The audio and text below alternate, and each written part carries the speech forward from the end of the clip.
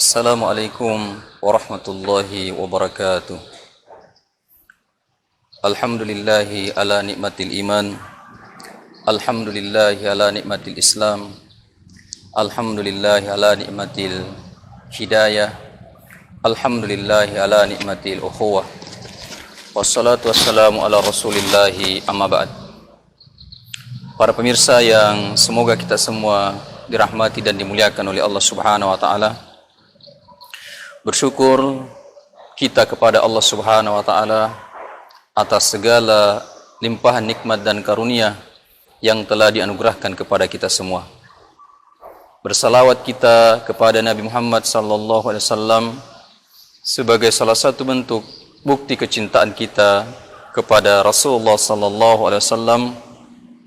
Kita bersalawat kepada Rasulullah sallallahu alaihi wasallam dengan harapan kita mendapatkan syafaat, mendapatkan pembelaan dari Rasulullah sallallahu alaihi wasallam di hari akhirat kelak.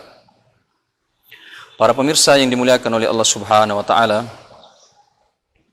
dalam kesempatan yang mulia ini, di bulan mulia ini, di bulan yang penuh dengan keberkahan ini, kita akan menyampaikan satu topik materi yang penting untuk kita mengerti dan pahami bersama tentang, yaitu berjamaah adalah rahmat sedangkan perpecahan adalah azab. Inilah topik yang akan kita sampaikan secara singkat pada kesempatan kali ini. Mudah-mudahan Allah mudahkan untuk kita semua. Di dalam Al-Quran, dalam surah Al-Imran ayat 103, Allah Subhanahu wa taala berfirman,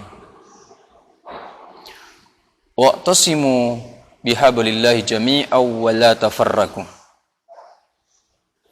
Dan berpegang teguhlah kamu sekalian, berpegang teguhlah kamu semuanya pada tali agama Allah, yaitu agama Islam, agama tauhid. Wa la tafarraqu, dan janganlah kalian bercerah-berai. Dan janganlah kalian bercerah-berai.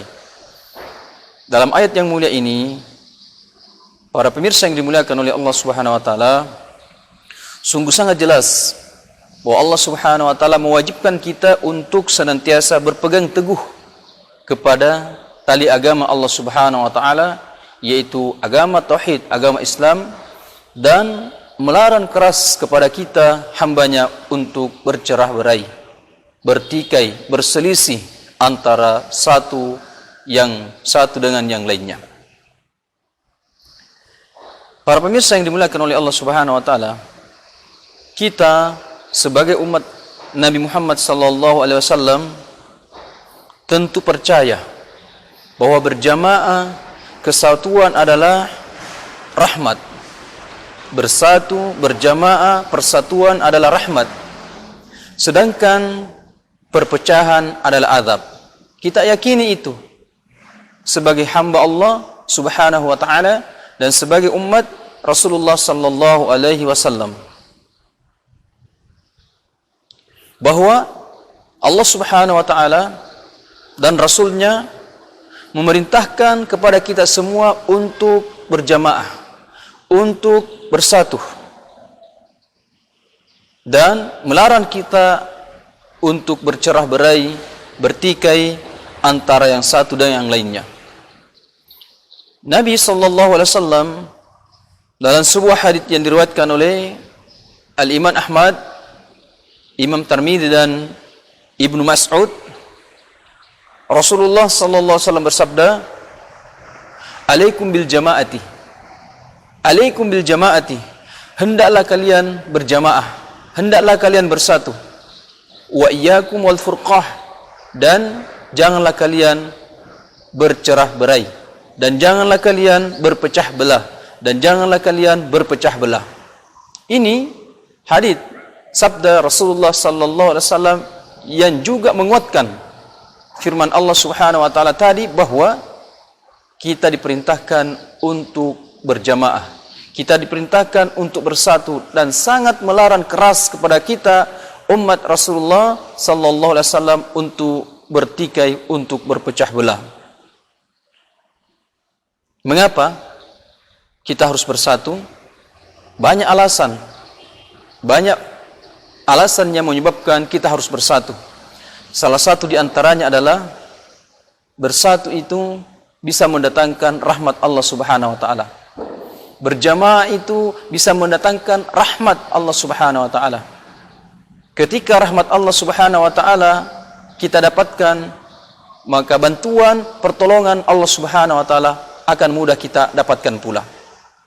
Sebaliknya, berpecah belah itu, bertikai itu mengundang datangnya azab Allah Subhanahu wa taala, mengundang datangnya murka Allah Subhanahu wa taala. Rasulullah sallallahu alaihi wasallam bersabda dalam sebuah hadis yang diriwayatkan oleh Al-Imam Ahmad, al-jama'atu rahmah, berjamaah itu rahmat. Berjamaah itu bisa mendatangkan, bisa mengundang turunnya rahmat Allah Subhanahu wa taala meliputi kita. Wal furqa azab, dan bercerai-berai, bertikai, berselisih antara yang satu dan yang lainnya, itu mengundang datangnya azab, siksa dari Allah Subhanahu wa taala. Ini salah satu alasan dari sekian banyak alasan yang menyebabkan kita harus berjamaah, kita harus bersatu. Para pemirsa yang dimuliakan oleh Allah Subhanahu wa taala, mari kita melihat bagaimana ucapan orang-orang saleh kita terdahulu atau ulama-ulama kita terdahulu tentang berjamaah ini, tentang bersatu ini, dan larangan bercerah-berai. Kita lihat perkataan Nu'am bin Hammad. Beliau mengatakan bahwa jika jamaah telah rusak, maka hendaklah engkau tetap pada jalan yang pernah ditempuh oleh jamaah sebelum kerusakannya, walaupun saat itu engkau hanya sendirian.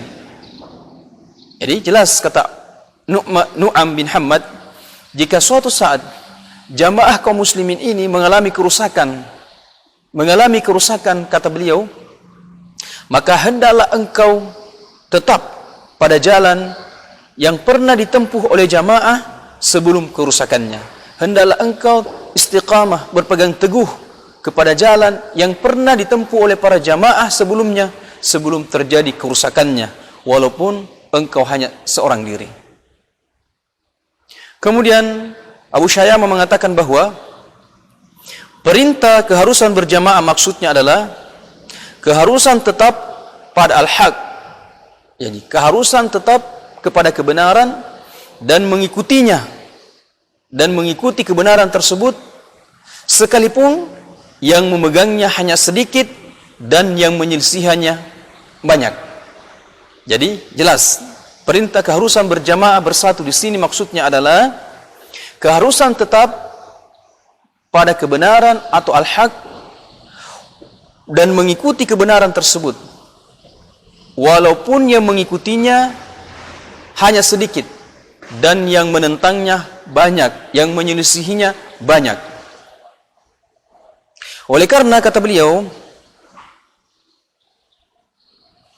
al-haq atau kebenaran yang pernah dijalani oleh jamaah pertama yang terdiri dari Nabi sallallahu alaihi wasallam dan para sahabatnya telah diridhoi oleh Allah Subhanahu wa taala, sehingga tidak perlu melihat banyaknya ahli kebatilan setelah mereka.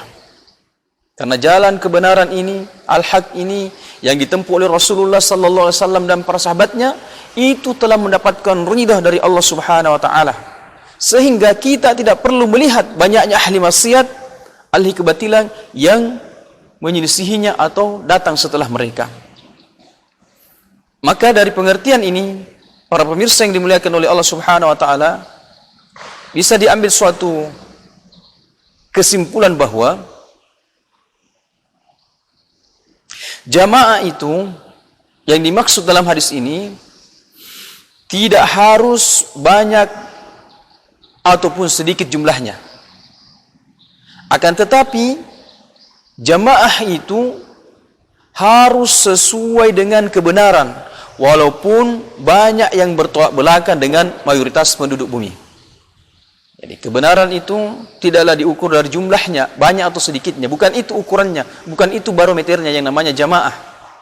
Tetapi jamaah yang dimaksud adalah walaupun dia sedikit, tetapi dia berpegang teguh di atas kebenaran, di atas al-haq, di atas jalan yang pernah ditempuh oleh Rasulullah sallallahu alaihi wasallam dan para sahabatnya. Walaupun hanya sedikit, bahkan walaupun satu orang, maka itulah yang disebut dengan jamaah kaum muslimin. Itulah yang disebut dengan jamaah yang dikehendaki dalam pengertian hadits-hadits Nabi sallallahu alaihi wasallam yang telah kita sebutkan tadi. Bahwa alaikum bil jamaati, hendaklah kalian berjamaah, hendaklah kalian tetap berada di atas al-haq, kebenaran, dan janganlah kalian bercerah-berai. Wa iyyakum wal furqah, dan janganlah kalian bercerah-berai.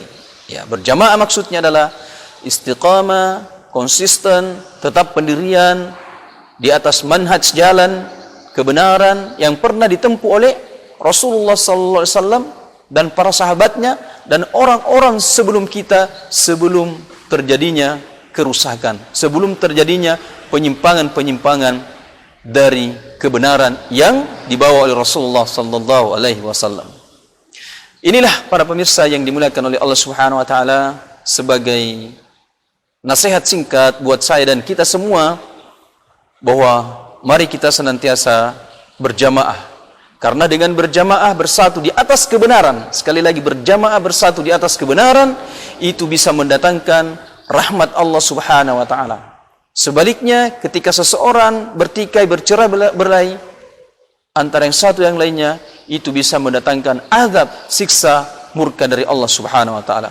Semoga Allah Subhanahu wa taala senantiasa menganugerahkan kepada kita semua kemampuan untuk istiqamah di atas al-haq, di atas kebenaran, sampai kita berjumpa dengan Allah Subhanahu wa taala di syurga yang penuh dengan kenikmatan. Allahumma amin. Demikian, semoga bermanfaat. Nasrun minallahi wa fathun qarib wa basyiril mu'minin. Subhanakallah wa bihamdik, asyhadu an la ilaha illa anta, astaghfiruka wa atubu ilaik. Assalamualaikum warahmatullahi wabarakatuh.